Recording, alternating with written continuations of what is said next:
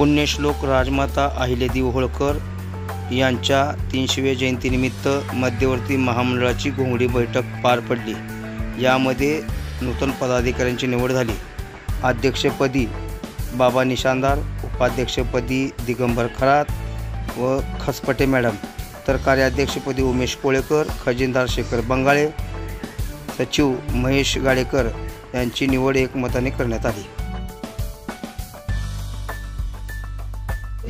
तरी म्हटले की तुम्ही एक शिष्टमंडळ तुमचं मीटिंग झाल्यानंतर सीपी साहेबांना भेटा आणि तिथून मला फोन करा, मी ताबडतोब तुमची ती मागणी मान्य करायला तुम्ही आपल्याला शब्द दिलेला आहे। त्याच्यामुळे 12 वाजेपर्यंत डॉल्बी वाजणार म्हणजे वाजणार मात्र शंका नाही। आणि दुसरी एक सांगता असेल, मागच्या वर्षी आपण इथं पुतळा स्मारक समितीची मीटिंग घेऊन एक वर्ष आलं, एक नवीन वर्ष आलं। आज काय पुतळा समितीची मीटिंग नाही, काय नाही।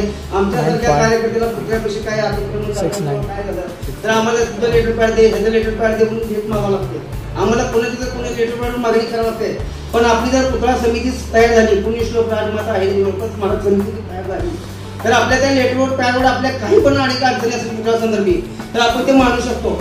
आणि अजून एक विषय, मी आयुक्त साहेबांना अजून एक पत्र दिलं आहे। सुभेदार मल्हारराव होळकर यांच्या पुतळ्यासाठी आपण 4 तासाच्या बाजूला एक जागा शिल्लक आहे, ते मी जागा माहिती आहे, त्यांनी पण ते होकार दिले। पण आम्ही जागा करू, पण पुतळा ती तुमच्या तुम्ही बसवायचा असं त्यांनी मला सांगितलेलं आहे।